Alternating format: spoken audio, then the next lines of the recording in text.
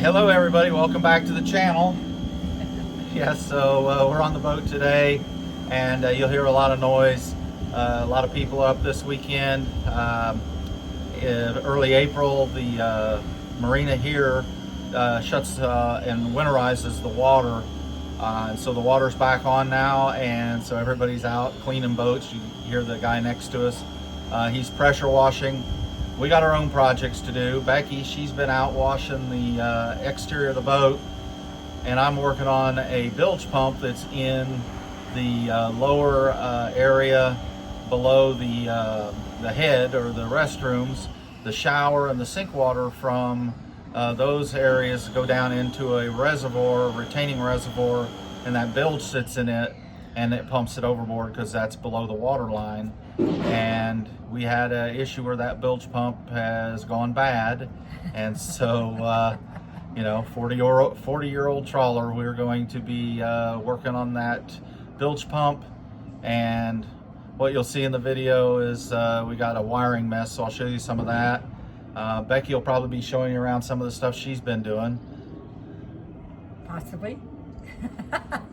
Anyway, stay tuned here and we'll get into the details, but don't forget, like, share, and subscribe.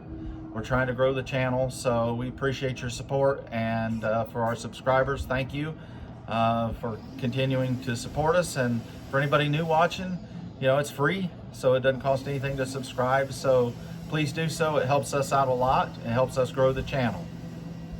Thank you. Okay, as they say, pardon our mess. Sometimes you have to make it ugly before you can make it pretty. So we're actually taking this old loom off. It was original in the main wiring harness.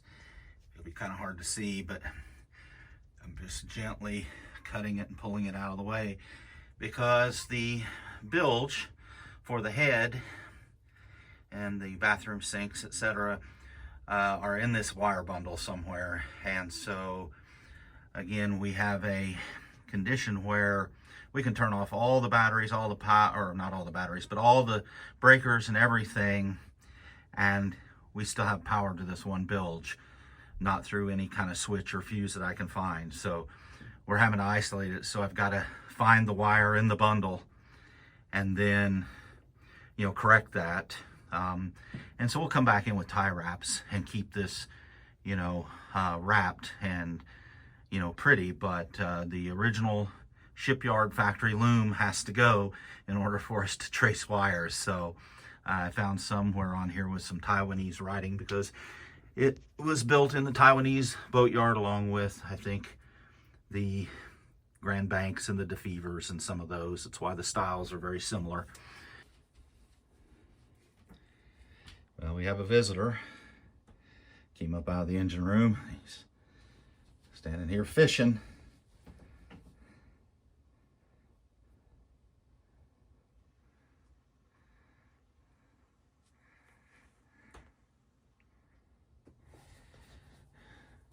Becky's decided she's going to sneak up on him. This could be a TikTok moment.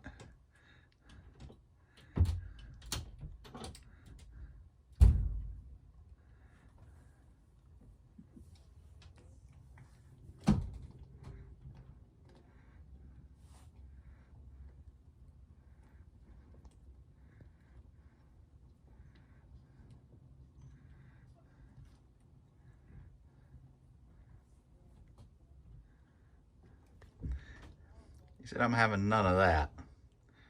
Because I had to clean it all off today. Oh, yeah. He's pretty comfortable. You know what catching anything? You know what they say? Tastes like chicken. So we're back on the boat again a week later. Last week was one of those days where nothing just seemed to go right. And so we're back at it again. We've got several projects going on. The bilge for the head, which is below the water line, so it drains into a reservoir and the bilge pumps out. So I'm working on identifying the wires for the bilge and really got into a mess. As you can imagine, with a 40-year-old boat, there's a lot of prior owner leftovers on some of the work. So what we're trying to do, windy day up here today, nice though, 80s. But what we're trying to do is clean some of that stuff out as we go, so we don't leave it for the next person, whoever that may be behind us. So let me show you a few of the things we're working on today, and I'll be doing some more video to provide you know, some of the updates as we go. That's something I'm not that great at yet, is you know, videoing as we do the work. I'm more focused on the work, and I need to, you know, start getting more accustomed to logging the work with the video as we do and go through it. It slows me down, it takes time, but otherwise I have no content for you guys to enjoy. So let me flip this thing around and I'll show you what we got going on. Okay, so here's the Bilge. This is actually a toner, a sniffer. Worked with them early in my career in the telecommunications industry, and so you can use it to put a tone on cable.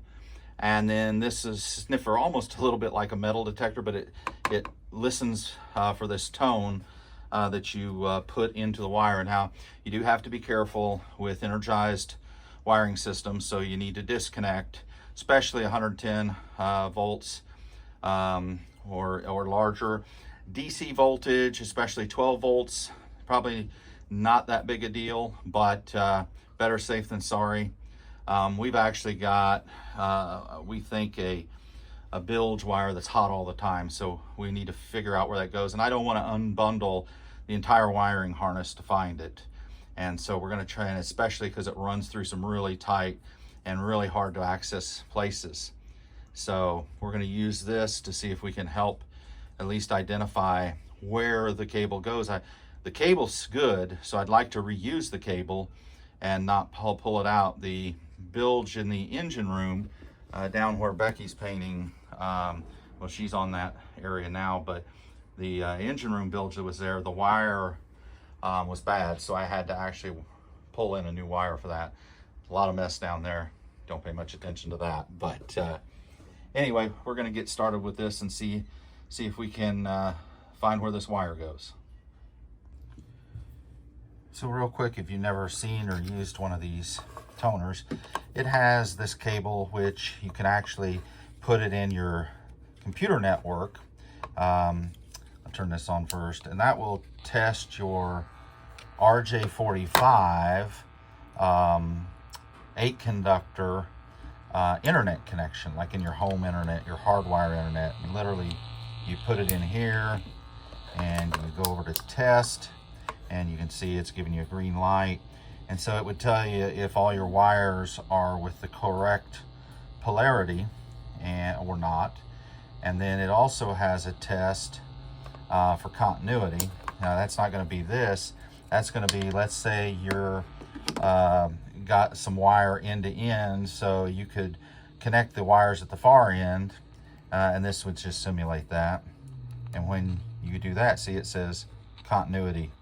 And so that would allow you to check for a short in a wire, or end to end, no open wire, but you have to bridge the opposite end of the wire and then clip one of these clips on. Now, the last test is this tone. And so you can see that you can have these on your wire, and then you get just in the vicinity. So think about when you're in an area where your wires are running, and you can see you don't even have to be on the wire, and you start to hear that signal. And so you can pinpoint pretty clearly which wire out of a whole bundle of wires is the wire you're looking for. So that's how these work. Okay, so here's the master head, and the guest head is there. Everything drains. You can get access to all the drains through this hatch. It'd be nice if there was another hatch at the foot of these stairs, but there's not. We're going to have to install one because the actual through hull outlet for offshore waste is in there. Not so much that we'd ever use that. However, you know, if we ever had a leak, the prior owner left a small hand hatchet, and said if you ever have to get to that valve, you're going to have to chop through the floor. So we certainly want to try to get an access hatch there. And here's this hatch that gets into the reservoir of the head bilge. And again, this is not black water. This is just shower and sink water. And so it's below the water line. It needs a bilge. And then the wiring for it is, let me see if I can help it out a little bit. That's it. And then it goes way up under there along the bulkhead over, let me see if I can do this. So the bulkhead back there, another 3 feet along it, and then through, and then up in the loom to the breaker box. And so we have power on this wire all the time whenever the batteries are connected. And I think I even tested, and when the battery disconnect switch was on, I think I still had power. So that's troublesome. We got to get that corrected. So we're going to tone this wire. The wire's good. We need to reuse it. We just need it terminated at the right spot in the DC breaker panel. So at 6'4", 270, needing to be 240, it's still not going to help. These knee pads are awesome for getting up and down on the floors. And then I've got to crawl in here. I've got to pretzel myself out through the hallway.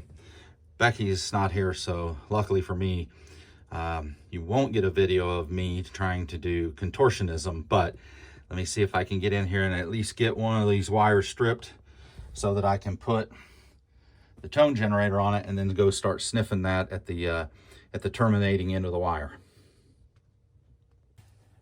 Okay, after much huffing, puffing, and grunting, I got this wire stripped and just a little, just the end stripped. Just use these standard strippers, and we've got the tone generator on it. So now let's go sniffing. So I'm down here in the engine room, and the bilge wire was killing the toner because the bilge wire had 14 volts on it. And so once I came in here and lifted this positive lead, boom, there it is. I've actually got it on that red wire. And so this goes through this bulkhead. It does not go up to the fuse panel. So, or it goes through the bulkhead and then goes up to the fuse panel. I'm not sure. But anyway, now I got to trace it back through this bulkhead and find out where somehow that wire is tapped into this large gauge wire that connects the battery. I had made the assumption that this actually went, not this big one, but that's an engine starter. This actually went up to the DC breaker panel. And it must, but it takes a detour somewhere along the way and has either got a terminal block or a splice into it or something, where they're pulling 12 volts straight from this battery side into that bilge pump power wire. I was sniffing it up stairs and couldn't find it. So more to come, but this is the challenge with 40-year-old trawlers that have had multiple owners that have wired things their own way. So stick with us. We're going to find this thing. It's just going to take us some time. Okay, so what we've done is we've disconnected. I have to stay down here in the DC side because I'm still running shore power on the top half of this panel. But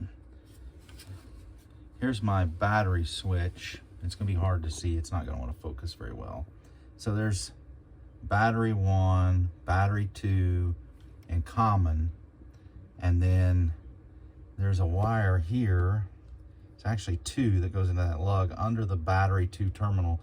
The terminal that I pulled loose was the battery 2 terminal down there, and I had tone. Now what you'll see, as I turn this on, that tone, really good tone on this more on this battery too. I'm pretty sure it's going to be this set of wires here. It's probably coming up from, the gauge looks about right.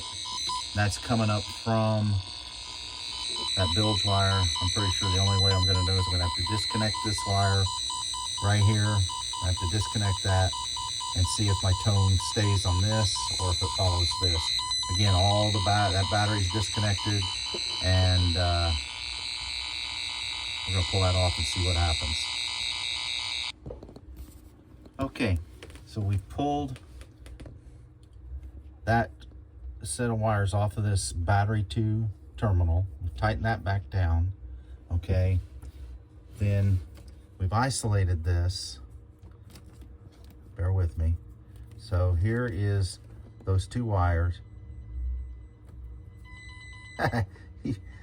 So the sniffer's down by my leg. When I grab this, it's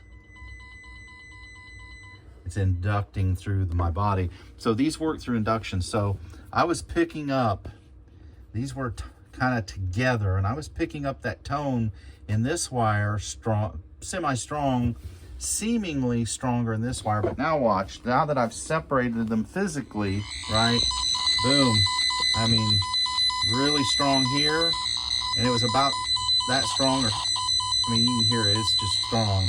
Now this wire, when they were tie wrapped together, I was getting that tone equally strong there because it was getting induced into that wire. Now that the wires are separated, right, and I definitely know that these are those wires going down to that bilge power wire.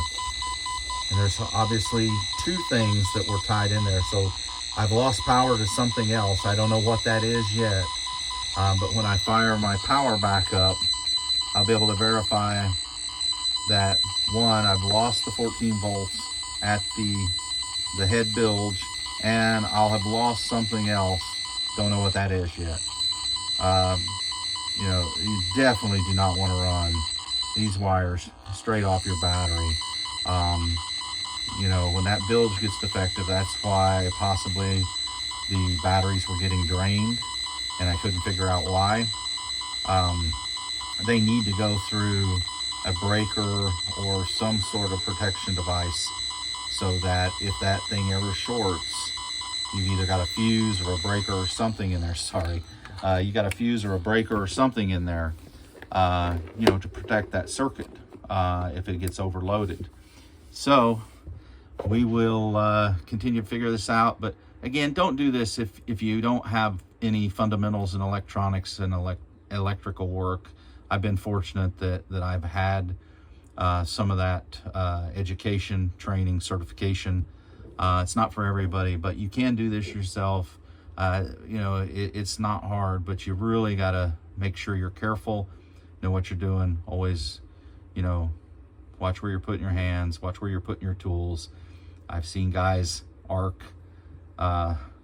ratchets and sockets across, you know, UPS battery systems before, and it's quite the light show. Luckily, nobody was hurt. It scared them. They had to clean their pants out, but you know, they learned a lesson, and they didn't learn it, you know, the hard way, which was, you know, a lesson you only learn once and then you're gone. They survived it, and they learned, you know, in situations like that, you protect that tool, right? It may be as simple as, you know, non-conductive electrical tape over the entire ratchet and socket and everything. In more extreme circumstances, there's very special tools, you know, with you know, the resistance and the insulation against high voltage. So make sure you know what you're doing when you do this stuff. Now we're going to keep digging.